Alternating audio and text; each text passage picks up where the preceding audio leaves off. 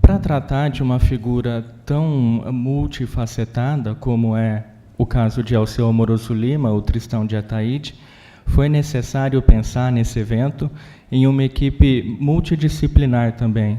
Ao longo do dia, seremos professores universitários de diferentes áreas, do direito, da ciência política, da crítica literária, da pedagogia, da sociologia e da história. Vejam como a lista é extensa, né? Tudo isso num esforço interdisciplinar de dar conta, se não de toda a vida social intensa e longa de Alceu, pelo menos de alguns dos seus aspectos principais. De modo que a minha fala inicial não poderia ter outro objetivo a não ser apresentar alguns dados biográficos mais essenciais. Talvez nem todos nós sejamos familiares à figura de Alceu, e também porque ao meu lado estão pessoas que têm décadas de vida, de experiência ao lado de Tristão, a começar pelo decano entre nós, Dr. Cândido Mendes, membro da Academia Brasileira de Letras, onde ocupa a cadeira de 35, e, entre outras muitas coisas, autor de uma biografia de Tristão de Ataíde, intitulada Dr. Alceu, da persona à pessoa, uma obra que reúne a sua força literária na escrita e a experiência de quem foi, não só um pesquisador de Tristão, mas também um amigo, um discípulo e o herdeiro de seu legado. E ao meu lado esquerdo, o Chiquito, neto de Tristão e autor de uma obra chamada Histórias de Meu Avô Tristão, que saiu em 2015, que, aliás, foi um ano de várias publicações, né? Eu mesmo tive o prazer de publicar o meu livro neste ano. Eu tenho pesquisado Alceu há mais ou menos 10 anos. Em 2009, defendi um mestrado na História da Unicamp, que se tornou livro com o título de Em Busca da Idade Nova. Depois de fazer um mestrado, eu fui até a USP e passei 4 anos no Departamento de Sociologia, e ao final desses 4 anos defendi uma tese que também tratava de Alceu, mas com um âmbito, um espectro mais amplo, né? Como um líder de um grupo de intelectuais, o Centro Dom Vital, que na década de 30 foi um personagem importante na configuração da crescente burocracia federal. Eles brigaram com sucesso, eles lutaram por ocupar espaços nos ministérios da Educação e do Trabalho. Então, a partir dessa experiência de pesquisa, eu passo a oferecer, ao mesmo tempo que os dados biográficos básicos de Alceu e também algumas hipóteses de interpretação de questões que são recorrentes na sua vida, numa vida construída sob o signo da mudança constante, da mudança de opinião, das mudanças de alianças estratégicas em meio às disputas da cena literária e política brasileira. Algumas questões reaparecem na vida de Alceu com diferentes respostas. Eu começo, então, pelo nascimento de Alceu Amoroso Lima, que ocorreu em 11 de dezembro de 1893. Hoje, portanto, se ele estivesse vivo, completaria 122 anos. O Chiquito vai falar coisas muito interessantes sobre a juventude e a infância dele, sobre como o meio social e culturalmente privilegiado permitiu que ele descrevesse uma trajetória posterior de erudição, de crítica literária. Por isso, eu vou passar diretamente à questão do pseudônimo com o qual ele estreia na crítica literária. Isso acontece em 1919, quando se funda um novo jornal, que tem o título irônico de O Jornal, o que é uma provocação, na verdade, ao Jornal do Comércio, o título mais popular naquele momento. E essa equipe, que é uma facção da redação do Jornal do Comércio, que se retira e funda um novo periódico e lhe dá um título que quer dizer: nós somos o verdadeiro jornal, nós somos o jornal. E aí, por meio de novos nomes, inclusive o nome do próprio Alceu, quer refazer a linha editorial, quer propor uma linha editorial diferente do que havia no Rio de Janeiro até aquele momento. Era, portanto, um espaço propício para inovações e, no caso de Alceu, a sua crítica literária inova em diversos sentidos, né? Como ele ainda é um jovem razoavelmente inseguro da qualidade da sua produção, ele escolhe usar o título, ou o pseudônimo, melhor dizendo, de Tristão de Ataíde. Com o sucesso que a sua crítica rapidamente atinge, ele passa, então, a tornar público que o Alceu Moroso Lima, uma figura frequente nas rodas da alta sociedade, era também o autor da crítica literária Tristão de Ataíde. E qual o motivo do seu sucesso?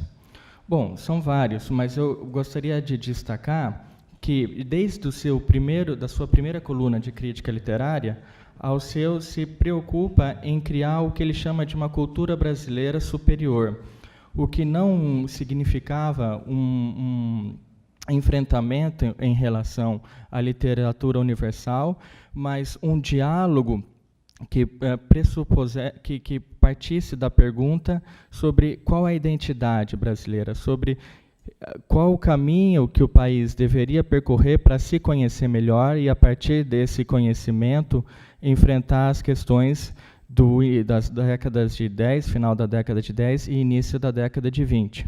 E o modelo para Alceu é Afonso Arinos.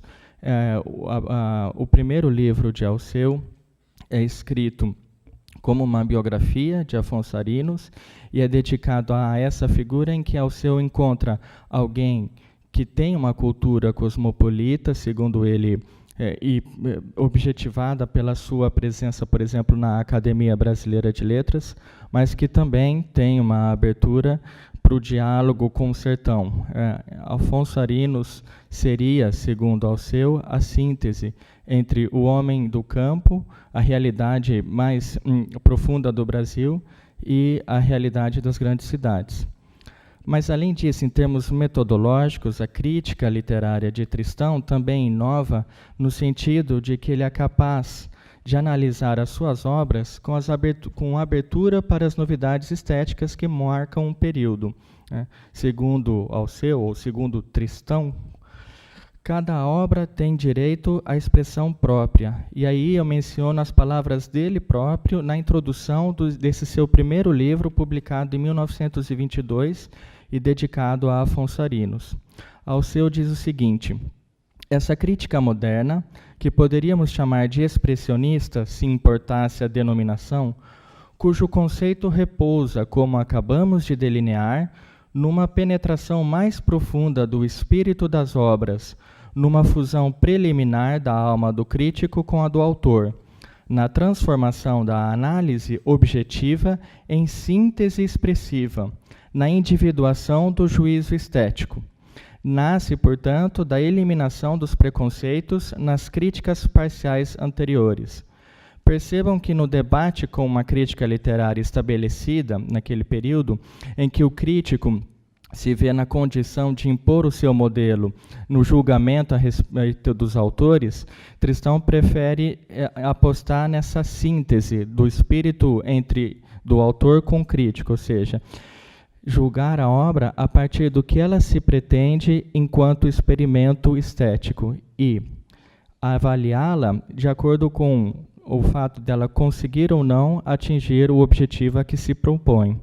Ao mesmo tempo, como decorrência dessa ideia, Alceu parte do pressuposto de que o crítico literário tem igual importância que o autor. A crítica literária é em si mesmo um gênero dotado de método e de beleza própria.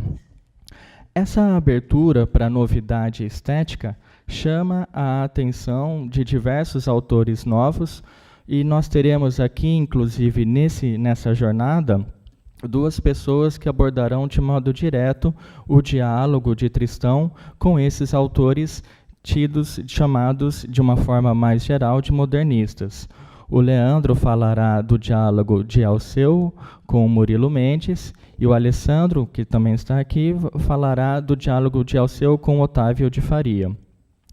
Ao mesmo tempo em que Tristão atinge sucesso na literatura e é reconhecido como dotado de incrível talento, e ele passa por uma crise existencial nessa década de 20, da qual é difícil tratar de modo mais preciso, mas em relação às causas, mas é importante notar que elas são expressas através de cartas dedicadas a algumas pessoas e em especial a Jackson de Figueiredo. Alceu não é uma pessoa que se expressa publicamente a respeito dessa crise, a não ser posteriormente, mas já na década de 20, ele procura ajuda em autores como Jackson de Figueiredo, que o aconselham a ler um conjunto de autores franceses marcados por uma conversão ao catolicismo, e a um tipo de catolicismo bastante preciso, que une a defesa da ordem e da autoridade a uma crítica dos valores modernos, a essa experiência da Belle Époque, de uma vida otimista, da crença de que a tecnologia seria capaz de resolver tudo. Um bom livro que serve como referência para entender essa figura do novo intelectual católico foi publicado na França, se chama justamente Naissance de l'intellectuel catholique. Infelizmente, eu não conheço tradução para o português, mas o autor é Hervé Serry.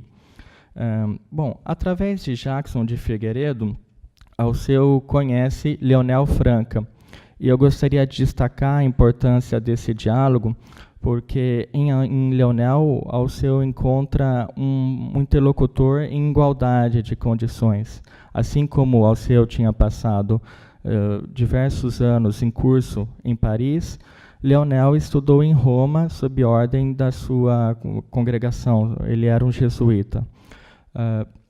E, portanto, eu lanço aqui a hipótese de que o papel de Leonel Franca tenha sido talvez até mais importante na conversão que o de Jackson, e que as referências constantes a Jackson, que aparecem nas autobiografias de Alceu em um período posterior, servem de argumento para justificar uma mudança que já vai ocorrer na década de 40, quando Alceu deixa de defender esse catolicismo tão atrelado à ideia de ordem, de autoridade, de crítica à modernidade como um todo.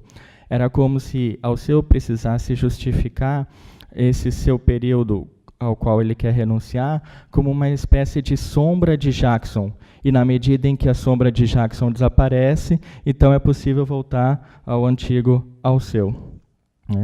O fato é de que, em 28, a volta ao catolicismo, Alceu não era praticante de nenhuma outra religião anteriormente, mas em 28 ele se assume publicamente como um católico, e nesse mesmo ano, a morte de Jackson de Figueiredo acidental leva Dom Sebastião Leme, que era o bispo, um dos bispos do Rio de Janeiro, e já naquele momento, uma figura de destaque.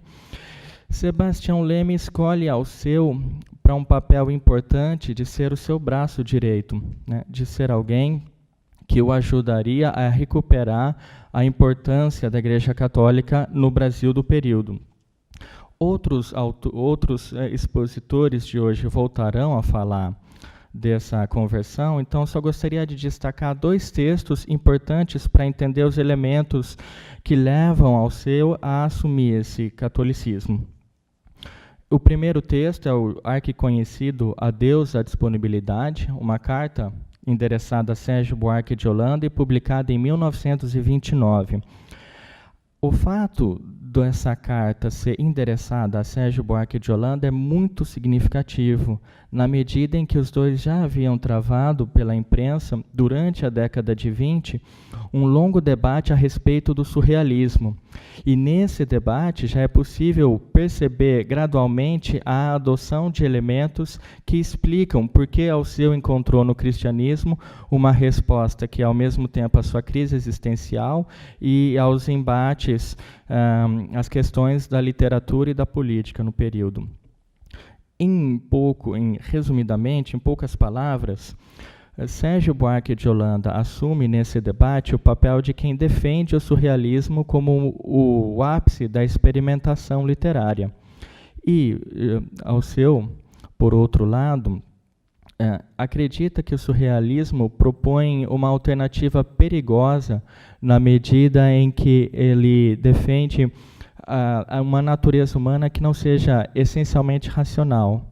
Para Alceu, se a arte é a representante da natureza humana, ela precisa respeitar o grau de racionalidade necessário para manter a civilização. Ou dito de outra forma, se nós acreditarmos em Freud, então todo o anteparo que permite o convívio social e não a expressão do instinto em sua forma mais pura, torna a convivência social impossível. Além disso, essa mesma carta, A Deus e a Disponibilidade, questiona o cerne da filosofia moderna, que se centra, e aí nós podemos pensar no exemplo de Descartes, o seu penso logo existo, é uma filosofia que é centrada, portanto, na figura do indivíduo, né, e na busca da verdade como um elemento, um empreendimento individual. Para Alceu, o intelectual que resulta desse entendimento básico deveria ser substituído por alguém comprometido com a defesa de uma civilização ocidental que é julgada como estando em risco, não a partir de um ataque externo, mas das próprias contradições que essa civilização vive.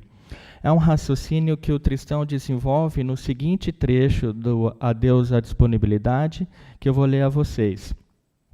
O erro é pensar que a realidade se prende em qualquer sistema humano apenas, ou em qualquer ausência sistemática de um sistema qualquer.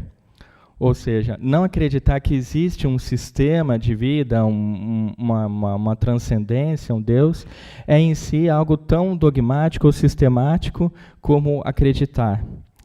E você, direcionando-se a Sérgio Buarque de Holanda, né, que possui, no fundo, o verdadeiro sentido cristão da vida, precisaria apenas, creio eu, um pouco menos de desespero do homem para alcançar também o senso católico, que outra coisa não é senão a plenitude cristã. Seu espírito, tão penetrante nos entretons do ser, não estará, como todo o mundo moderno, impregnado em excesso de cartesianismo e de kantismo?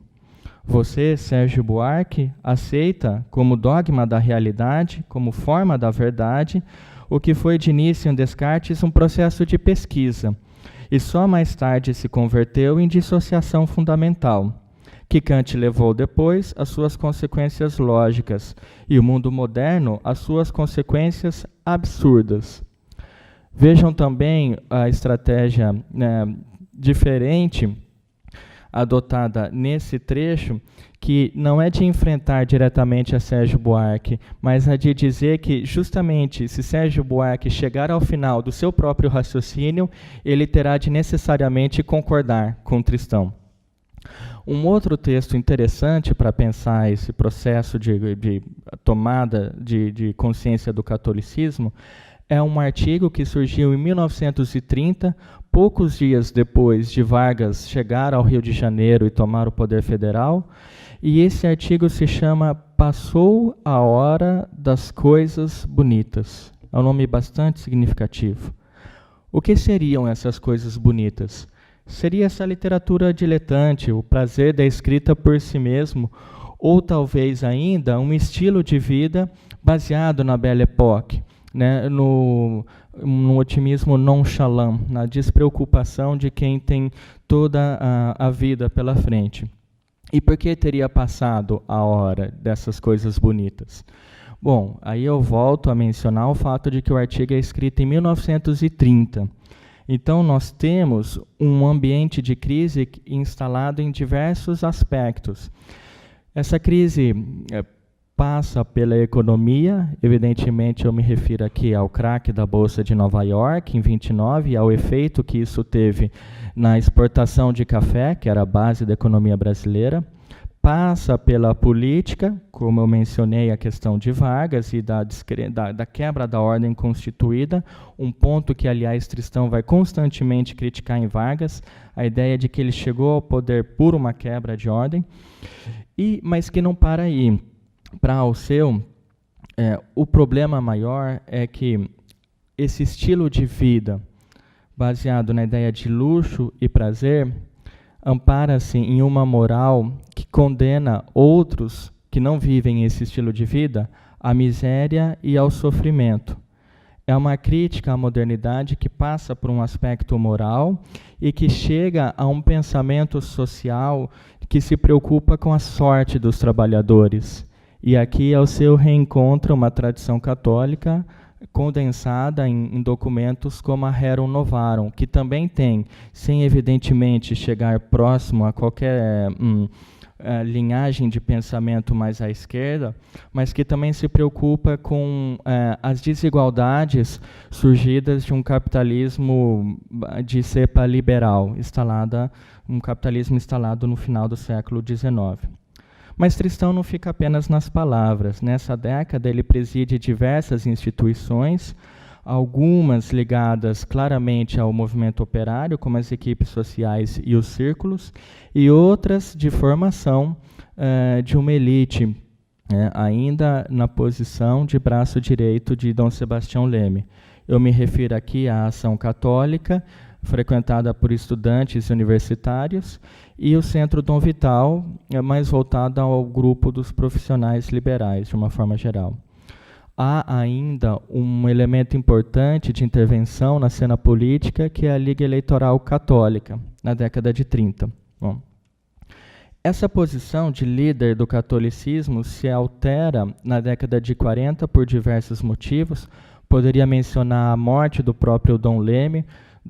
Alceu não repetirá o mesmo entrosamento que teve com Dom Leme na figura seguinte, no bispo do Rio de Janeiro, mas também marcado por um processo de leitura de outros autores, como Jacques Maritain, já estudados por brasileiros. Gostaria de mencionar aqui o livro do Cândido Moreira Rodrigues, em especial o último deles, Aproximações e Conversões, que trata desse tema. E gostaria de mencionar também uma obra do Marcelo Timóteo da Costa, que estará com a gente, Um Itinerário no Século. Essa obra, O Itinerário do Século, se volta mais para a década de 50 e, inclusive, analisa gêneros literários diferentes, como os livros de viagem, as cartas e diários de Alceu. Essas obras todas apresentam finas análises internas de um conjunto extenso de escritos, pertencentes, portanto, a diferentes gêneros literários. E essas obras reconstroem a modificação do pensamento a partir da mudança de vocabulário e de conceitos usados. Vou acelerar, então, para chegar ao final, e apenas gostaria de levantar alguns aspectos que serão mais trabalhados ao longo do dia. Por exemplo, o fato de que esse processo de abertura provoca conflitos dentro da própria igreja. Alguns desses conflitos serão explorados nas sessões dessa jornada. Digamos que Alceu ficasse em uma posição aristotelicamente mediana na sua interpretação, entre um padre Lebré, mais próximo da esquerda, e Águeda Bittencourt, professora da Unicamp, nos falará mais a respeito dessa relação entre Alceu e Lebré, e uma direita, representada dentro da igreja por Gustavo Corsão, pela defesa do papel da autoridade encarnada nos militares, que será o tema da fala de Cristiane Jales de Paula, professora da Universidade Federal de Juiz de Fora. Bom, e o que marca Alceu nessa posição mediana? A defesa de uma ordem legal, de uma estabilidade jurídica das instituições. Isso reaparece em diversas datas, em 30 e 32, como eu mencionei, mas também em 68, como, aliás, é possível ver no livro Diário de um Ano de Trevas. Porque, a partir do estabelecimento da ditadura civil-militar na sua linha mais dura, Alceu passa a enfrentar o tema da censura e a defesa dos direitos humanos. Esse período de 68 também é marcado por um longo outono, que tem diversas causas, né? A primeira é a autocensura que os jornais aplicam sobre os escritos de Alceu. Mas é também necessário levar em conta a formação, do ponto de vista da crítica literária, de um sistema universitário que pressupõe autores especialistas em certos temas monográficos, em certa medida, numa visão diferente daquela que Tristão propõe. Ele sempre se chama como um diletante, ou seja, como alguém que passeia sobre amplas paisagens da crítica literária sem compromisso com as formalidades acadêmicas. Em um aspecto mais pessoal, o próprio processo de envelhecimento também ajuda a explicar um certo afastamento do convívio social, que atinge, enfim, a vida de Alceu até o final, e ele morre em 14 de agosto de 83. Então, para concluir, eu proponho alguns traços fundamentais da vida de Alceu. Não quero dizer que eles se mantêm constantes na vida dele, mas que a mudança de Alceu pode ser lida como uma resposta a essas perguntas. Assim como muda a resposta, muda, portanto, o posicionamento e as ideias de Alceu. O primeiro eixo seria a vontade de contribuir para a formação de uma cultura brasileira superior, através da literatura. A literatura aqui não é compreendida como o sorriso da mocidade, como, aliás, escreveu o seu sogro Alberto de Faria, ou seja, como um passatempo, mas sim como um instrumento didático que ajudasse a fazer o Brasil olhar para si mesmo. Essa identidade nacional, ela muda de conceito num começo da crítica literária, em que Alceu defende, como dito, a figura de Afonso Arinos, ou seja, o Brasil no diálogo entre o popular e o erudito, o folclore e o cosmopolita, e passa a ser mais associado ao catolicismo, na interpretação de que a história do Brasil tem como figura fundamental a presença dos portugueses, e que, ao trazer o catolicismo para o Brasil, cria-se uma cultura presente em todos os aspectos, inclusive no pensamento social, na organização dos trabalhadores, que deveria ser respeitada para que o Brasil pudesse progredir. Essa proposta de identidade brasileira, evidentemente, se choca com outros autores também interessados pelo tema.